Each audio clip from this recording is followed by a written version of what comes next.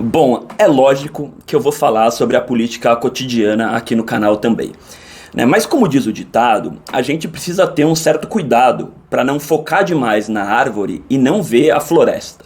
É por isso que eu adotei essa proposta aqui no canal de analisar períodos um pouco maiores do governo, né? Agora, já com 100 dias corridos de governo Lula, é bastante possível a gente tirar algumas primeiras conclusões.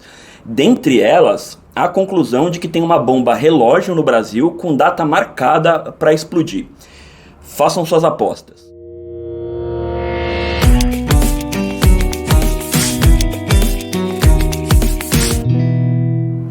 Bom, antes de mais nada, antes que a bomba exploda, antes que o país vá para o inferno, por gentileza, como eu sempre peço... Mas vamos lá. No ano passado, eu votei no Lula no segundo turno, mas votei com plena convicção de que a eleição dele tinha grandes chances de ser o primeiro passo para um retorno da extrema-direita ao poder. E uma extrema-direita muito pior do que foi o governo Bolsonaro, por mais catastrófico que isso possa parecer hoje. O meu voto no Lula, portanto, foi um voto na esperança de uma inflexão, né? Uma esperança de que o governo dele tomasse uma direção diferente daquela que vinha sendo sinalizada durante o processo eleitoral. 100 dias passados, o governo Lula mostra, ao contrário, um compromisso radical com o modelo que ele apresentou durante a disputa, o que obviamente vai minando aos poucos a minha vã esperança. O mais intrigante para mim nessa história é que o Lula tem feito com uma certa frequência um diagnóstico que me parece muito correto. O diagnóstico de que, em vários sentidos diferentes, nos últimos anos o Brasil retrocedeu para o patamar que ele tinha em 2003, né, quando o Lula assumiu o governo pela primeira vez. E eu concordo muito com essa análise do Lula, mas concordando com ele, ato contínuo, a primeira coisa que me vem à mente é a dúvida de como a gente vai fazer para que dessa vez a gente não caia no mesmo cenário de novo. Então, quais são as medidas concretas, quais são as diferenças no modelo de governo para não produzir o mesmíssimo resultado outra vez? E o governo Lula não me parece indicar até aqui nenhuma preocupação com isso. Me parece que ele aposta na tese de que o governo Temer e o governo Bolsonaro foram uma espécie de loteria satânica, né, sem nenhuma conexão com a história anterior, incluindo o próprio período de governo do PT, sem nenhuma ação ativa das instituições. Só que o problema é que isso não é verdade, né? E nesse momento, no Brasil, existem várias instituições que, eu diria, estão se comportando como esporos. Esporos, para quem não sabe, dentro da microbiologia, são estruturas extremamente resistentes, produzidas por fungos e que se mantêm inativas enquanto as condições ambientais não são favoráveis para a proliferação. Mas no momento em que as condições ambientais mudam, esses esporos se transformam em fungos e começam a infectar os organismos novamente. É assim que se comportam, nesse momento, as Forças Armadas, uma parte importante da imprensa brasileira, uma parte importante da direita neoliberal mais radical, a política mais corrupta, o agronegócio mais reacionário. Todo mundo sabe que essas instituições continuam aí, com a força que sempre tiveram, com o caráter que sempre tiveram, com a ideologia que sempre tiveram, esperando só o momento certo de voltar ao poder. E é certo que dessa vez elas não voltariam com o sujeito desqualificado como foi o Bolsonaro. Seria primordial, portanto, que o governo Lula focasse os seus esforços em cortar as asas desses grupos, em cercar esse cenário, coisa que poderia sim ser feita de diversas formas diferentes. Mas, ao invés disso, o governo Lula está compondo com essa gente. Gente que é tão responsável pelo que aconteceu com o Brasil quanto o próprio Bolsonaro, se não for mais. É o caso do Arthur Lira, é o caso do Augusto Aras, é o caso de uma parte muito importante do generalato das Forças Armadas, isso só para citar alguns exemplos. E aqui a gente volta a esbarrar em um problema que para mim já é histórico. Já há muito tempo, desde a Carta ao Povo Brasileiro, se a gente quiser definir um marco, o Lula e o PT têm desenvolvido na esquerda brasileira um sentimento que eu chamaria de resignação utópica. Resignação porque é um sentimento que nos convenceu de que não é possível ganhar uma eleição sem compor com esses grupos.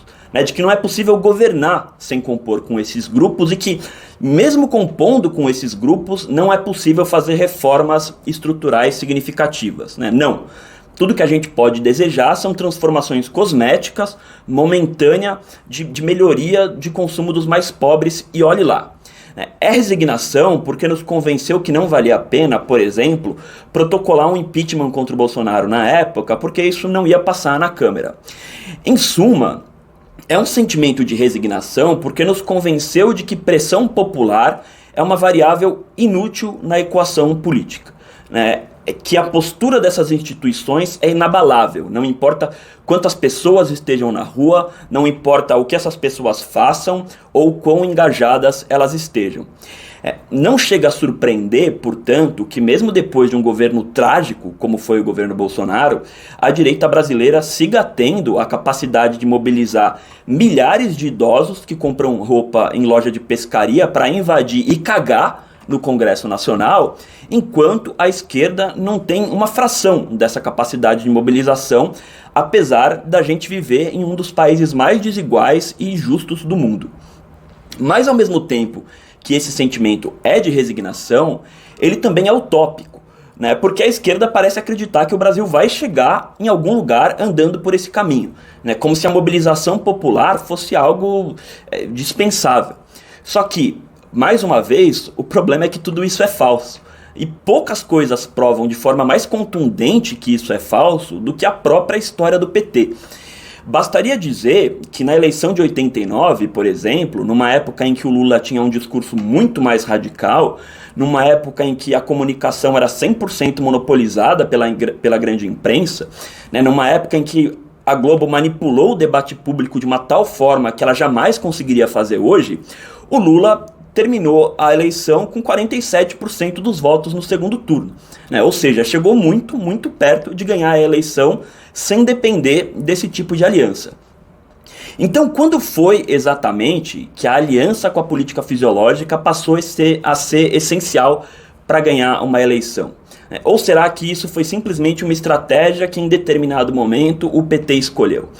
E os governos do PT em si também estão cheios de exemplos que mostram que, mesmo enfrentando ampla resistência de setores conservadores, projetos de interesse popular podem sim ser implementados desde que sejam devidamente comunicados e que a população seja trazida ao centro do debate público. Foi o caso do Bolsa Família, só para citar um exemplo. Mas, verdade seja dita, esse não foi o cerne da atuação dos governos petistas anteriores e me parece que nesse agora tende a ser menos ainda. Por que eu acho isso? Em primeiro lugar, porque o tempo certo de fazer isso era durante as eleições. Deixar claro a que veio e que chegando lá ia brigar que isso aconteça, para que isso aconteça com todas as forças. Pode ser que o Lula tivesse perdido a disputa se levantasse propostas mais radicais na eleição? Com certeza. Mas eu sou da opinião de que perder uma eleição com um projeto é algo que tem o seu valor. Pelo menos a população vai saber exatamente o que ela descartou quando elegeu o outro candidato, e se a vida dela continuar uma merda, ela vai pensar se a solução realmente não era aquela mesma. Eu diria até que a regra das conquistas sociais é terem sido derrotadas algumas vezes antes de finalmente serem absorvidas pela sociedade. Por outro lado, ganhar uma eleição sem um projeto não serve de muita coisa. Vai fazer o quê? Adiar o inevitável alguns anos? Nessa brincadeira, o Brasil está no mesmo índice de desigualdade que tinha na década de 60, andando em círculos. Mas mesmo sem ter anunciado isso durante a eleição, a tarefa do PT me parece muito clara. O que ele tinha que fazer era escolher algumas pautas de amplo interesse popular, encarar a oposição massiva do Congresso e da imprensa e usar todos os recursos de comunicação disponíveis para mobilizar a população em torno dessas ideias.